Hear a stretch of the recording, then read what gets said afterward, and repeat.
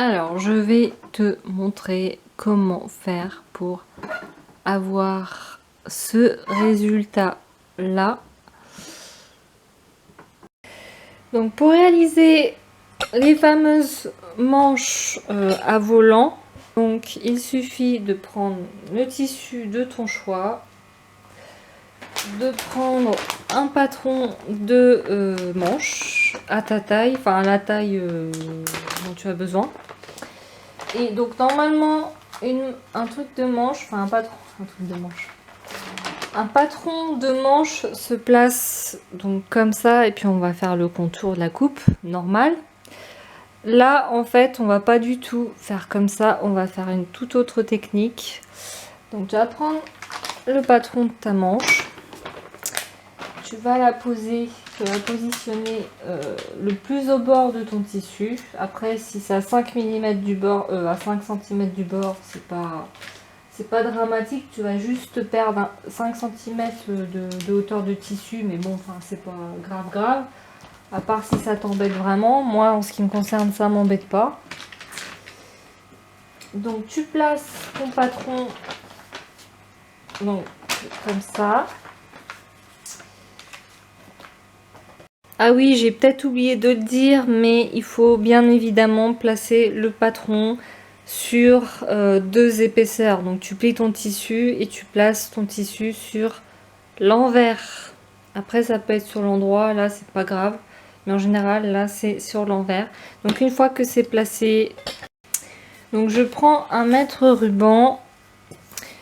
Là avec la pliure je sais que c'est le milieu de ma manche. Donc je vais au milieu de ma manche et je vais tout simplement me servir de mon ruban de couture comme un compas, que je vais donc placer au milieu là, parce que en fait on va venir couper la manche en arc de cercle comme ça.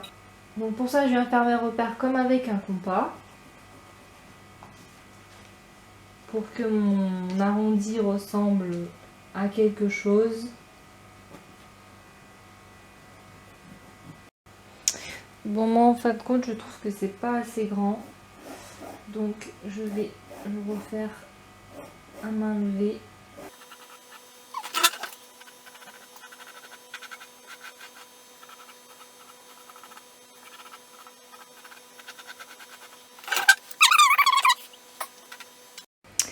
Pense à bien marquer donc tes crans, c'est super important. Parce que sinon après tu vas être embêté pour le montage. Tu vas plus savoir quel est le devant et quel est le dos. Donc tu fais ton arc de cercle, soit avec le ruban, soit à main levée, c'est à toi de voir comment tu le sens. Et ensuite tu penses à bien marquer tes crans, et une fois que c'est fait, et ben, tu peux couper. Donc on va couper d'une manière particulière.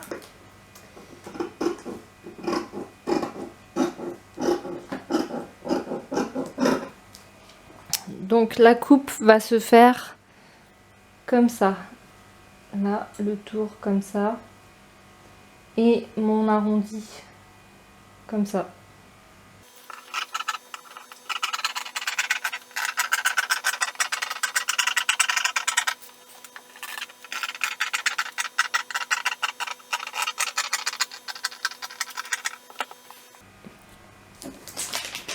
Et voilà, donc mes manches ressemblent à ça. Du coup, là, ça fait une espèce de croissant de lune que tu vas venir assembler sur ton devant. Ensuite, pour faire la finition des manches, donc le rebord, je vais faire un ourlet rouloté. Donc du coup, sur cette partie-là arrondie, qui va être à l'extérieur, puisque la partie intérieure, c'est la partie qui va être assemblée sur mon vêtement. Donc pour ça, tu as besoin d'une surjeteuse et du coup de régler la machine sur le rouloté. Alors du coup, moi sur la mienne, alors j'ai pas de lumière donc je peux pas montrer davantage, mais En fait, il faut... Donc là, c'est sur le mode normal, donc je descends sur le rouloté. Et sur le côté de ma machine, donc j'ai les réglages de la longueur et de la largeur des points. Donc là, c'est pareil, c'est sur mode normal. Et là, je vais en fait faire en sorte que ça soit le plus serré possible, que ça soit au niveau de la longueur ou de la largeur. Et quand tu couds ton rouloté, donc c'est forcément sur l'endroit, tu mets toujours là l'endroit vers toi et donc l'envers en dessous. Pourquoi? Parce que sinon ton rouloté va être cousu à l'envers. Donc il te suffit de positionner la manche exactement comme une manche basique. C'est-à-dire, alors j'avais mis le crantage du milieu, du devant et du dos. Et donc là, le milieu, il faut que ça soit sur l'épaule. Et donc tu positionnes ta manche sur l'endroit, contre l'endroit. Et tu fais bord à bord. Donc tu poses ta manche bord à bord tout autour. En épinglant bien donc les bouts des manches. Alors je les ai pas assemblés, j'ai pas fait une couture normale. J'ai pas fait de couture ouverte. Moi ce que j'ai fait c'est tout simplement j'ai fait un croisement. Donc qui ressemble à ceci. Donc là le premier il est là et l'autre donc voilà. Donc ça me donne ce résultat là.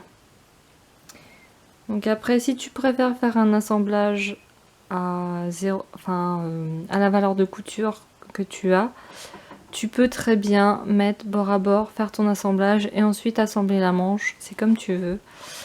Pour ma part, j'ai préféré faire comme ça. Et donc, du coup, là, une fois que les manches sont épinglées, et ben, il suffit de faire donc la valeur de couture et du coup d'assembler. Et donc voilà, la manche, les manches sont terminées. Le montage est fait, donc je te remontre pas puisque je t'ai montré comment coudre, comment placer la manche et épingler, donc ça sert à rien que je me répète, c'est pas très utile. Et donc du coup ce qui reste à faire c'est uniquement la finition, c'est-à-dire le surfil. Voilà, et voilà après donc le rendu de ce que ça donne. Moi je trouve que ça fait trop stylé, franchement j'adore. Je trouve que ça donne une dimension tout autre à la robe et tu peux faire ça en rajoutant une manche basique. En fin de compte tu peux faire comme tu veux. C'est ça que j'aime dans la création et dans la couture, c'est vraiment qu'on peut vraiment se lâcher et faire absolument tout ce qu'on veut. Et donc là, comme je disais, tu peux, si tu veux, mettre une manche avec la manche volante par-dessus. Franchement, je trouve que ça ne sera pas choquant. Bien au contraire, ça donne du style à la robe. Et voilà le résultat que ça donne concrètement une fois le vêtement porté. Je me suis dit qu'étant donné que la robe, je l'ai cousue pour moi, et ben autant que tu vois le résultat qui te donnera une vision plus concrète de ce que ça donne que sur le mannequin de couture.